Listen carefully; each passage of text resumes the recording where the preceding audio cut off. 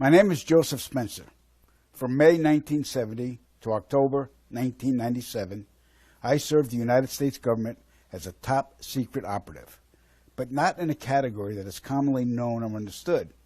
I was known as a man in black. Following 7 years acting as a counterintelligence agent for the CIA, I was recruited for a new assignment that entailed working within above top secret operations. I was aware of the black budget projects, but never knew the context of them due to their high level of secrecy. Even the president was denied access to their inner workings. Annually, billions of dollars are poured into black projects, which operate without any supervision or intrusion. They have full autonomy.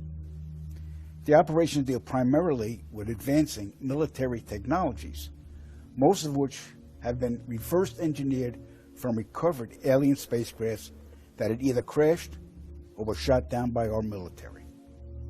The public, sadly, will never, ever have knowledge of these operations. This transition in my life happened in 1970. The senior black project director was William T. Latham, who had worked under CIA Executive Director Richard Schlesinger. Latham stated that I was the perfect candidate for my new position. I was a foster child, and I had no connections to existing relatives. I had no friends or social life. It was easy for them to erase my past and provide me with a new identity. I gave myself to them as a priest would to his God. But first, my mind had to be erased. I was injected with various forms of mind-altering drugs, LSD, heroin, mescaline, morphine, sodium pentothal, and more. Drug-induced hypnosis followed with antegrade and retrograde amnesia. The goal was to program me to do two things: kill and forget. After 9 months of programming, I had become a man in black.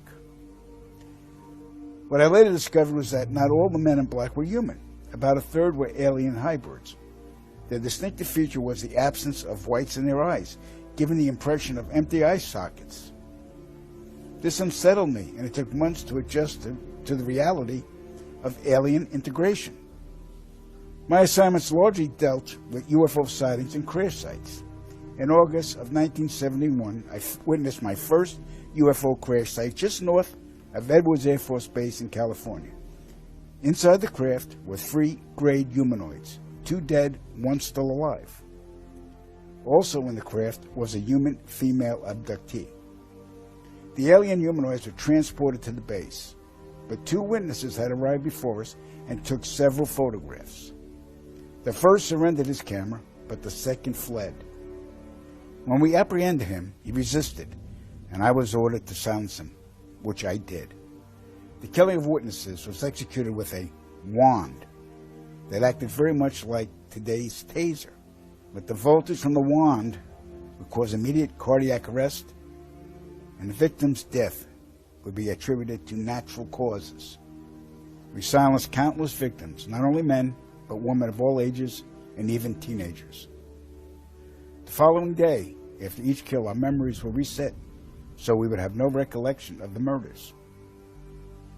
A good majority of the victims were ufologists and whistleblowers. Among the ufologists I personally silenced were Paul William Cooper, Milton Vigay, Claude Monroe, Anthony Vargas, and noted documentarian Samantha Willis. When my wand malfunctioned with Samantha, I resorted to strangulation. She fought for her life for almost 2 minutes. In recalling this act, I stared into her pleading eyes for the entire duration with absolutely no remorse, guilt, or feelings. That was how effective the mind conditioning was. And it's her face that haunts my dreams more than anyone's to this day. So they stuffed out a documentarian? Yep. Well, that's not good to hear. Yeah. All right, we're going to move on. In 1954, Dwight Eisenhower signed what's known as the Granada Treaty with the alien gray race. In exchange for shared alien technologies, the Greys were allowed to abduct a number of humans annually for medical examination. The Greys also demanded anonymity from the public. A short time later, human technology took a giant leap forward with circuit chips, fiber optics, and lasers. The Grenada Treaty is still active today, but the number of human abductions has increased, despite objections from the world governments. Now, the really interesting part. Every year, at least 8 million children go missing in the world. I can attest that 1/3 of them are abducted by government operatives and transported to any one of the 1,477 underground military installations on the planet, then imprisoned for the remainder of their lives. The children are subjected to biological and genetic experiments, dissections, and mutilations performed not by human scientists, but an alien Grey species. During my stay at the Vanguard Underground Base north of Phoenix, Arizona, I witnessed many of these procedures. Because there was no form of anesthesia administered to the young patients, the halls reverberated with the screams of tortured children from morning to night. The ones that perished were incinerated in the installation's crematoriums. My point of contact at this base was Lieutenant Colonel Charles T. Leninger, and he was a human-alien hybrid. And get ready for this. In 1994, the World Population Summit in Cairo, Egypt, had 160 nations participate, where they all agreed that the human population was out of control and must be stopped because the world is running out of resources. An agreement was formed that would mandate the reduction of humans from 6 billion to 800 million by the year 2030. This meant finding a method or methods to wipe out nearly 95% of the population. Solutions were discovered, investigated, tested, then created, and have been in full force since. The procedures have been inflicted onto the human race are as follows. 1. Toxic levels of chemically enhanced fluoride have been secretly added to our drinking water over the last 20 years in every city and community on the planet. I personally oversaw the delivery of fluoride barrels to Denver, Chicago, Tampa, and Minneapolis water departments. The adverse effects of fluoride poisoning to the human body are numerous and debilitating. The effects to children is damage to their neurological development, among other serious ailments. 2. Man-made viruses and diseases. The AIDS virus, which was a designer byproduct of the American Disease Institute, was distributed through vaccines to the public in 1980. Instituted as a preliminary population control tactic, the results were successful and led to more lab-produced viruses that have since been unleashed onto the public. Among those is the development of a mutated version of the common flu to replicate the 1918 influenza pandemic that killed 40 million people. The first strain of this new flu virus will be released to the public in late 2017.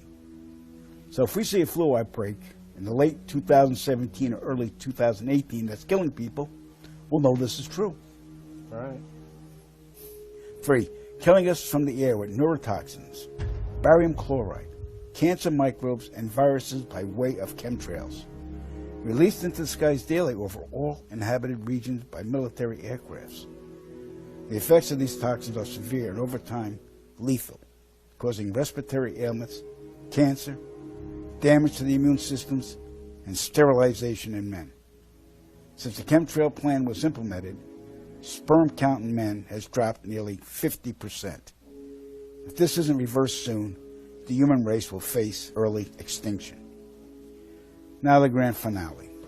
This is some scary shit. In March 1997, an event known as the Phoenix Lights became the most infamous UFO sighting in history. A mile-wide vessel, clearly not man-made, flew slowly and silently over the state of Arizona and was witnessed by 10,000 people, including the governor of Arizona. To date, there has been no reasonable explanation. But for every witness interviewed, the craft was as real as anything they'd ever seen. Their lives were transformed. They now believe that we truly are not alone. However, there is another truth, for I know what they really saw. In 1986, while stationed at an underground installation near Boulder, Colorado, I was introduced to Project Skybeam by Lieutenant General Andrew Garris. I was then led down a corridor and into a large hangar where a stealth bomber hovered only 20 feet above me. I stood there confused. Then Garris looked over at me and smiled, then asked if I was certain of what I was seeing. I replied, of course. What else could it be? I was then shocked to find out that this wasn't a real craft. It was a projected hologram. Since the early 1950s, scientists have been developing holographic technology, and over the years improved it to a state that we can only imagine. As I stood there staring at the bomber, which looked so absolutely real and solid that I could reach up and touch it, I contemplated the possibilities. What if this projection was 1,000 feet up in the sky? How would anyone know that that was an illusion? The Phoenix Lights craft, witnessed by 10,000 people, was the first grand-scale Skybeam test upon the public. It succeeded beyond expectations. In October 1938, Orson Welles unleashed his War of the Worlds radio broadcast to the American public. It was so realistically portrayed, vast portions of the population went into panic. Terrified citizens scrambled to evacuate their cities in droves. America had been easily tricked by very simple means. To amplify this response, those who are truly in power of not only our country, but all the countries on the planet, and who are the true purveyors of the depopulation process, have formulated the final stage of their sinister plan. In the year 2024, a global event will alter the course of mankind's future.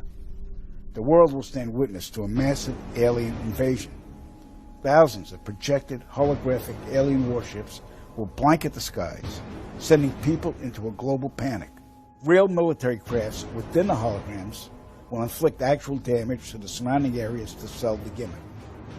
And as a result of the ensuing human chaos, a one-world government will immediately form without any resistance from the people.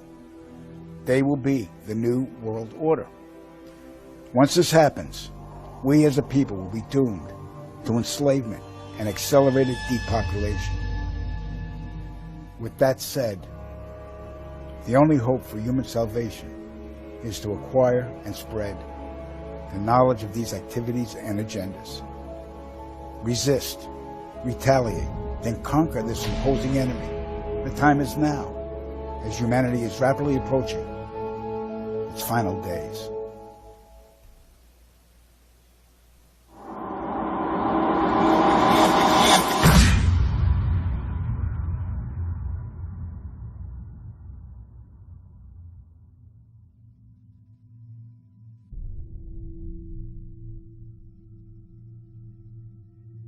The knowledge of what's coming is taking its toll on me. I see all of these people living their lives, enjoying themselves, planning their futures, oblivious to the fact that it's all going to end soon. Here I am at a park where children are playing, and in the skies above, I can see the chemtrails, poisoning the air and slowly killing us all in plain sight. I've never felt so helpless. I want to scream out to the world, but I'd only be laughed at, ridiculed. When Claire said the memoirs were a fabrication, I secretly wished she was right. Then I could sleep at night. But I know, beyond a reasonable doubt, that it's all true. That Joe was being completely forthright. I saw it in his eyes. I heard the tremor in his voice when he spoke about it. It didn't come off as an admission. It was more of a deeply concerned confession. He was scared for us all. And that says a lot, coming from a man who was a government assassin.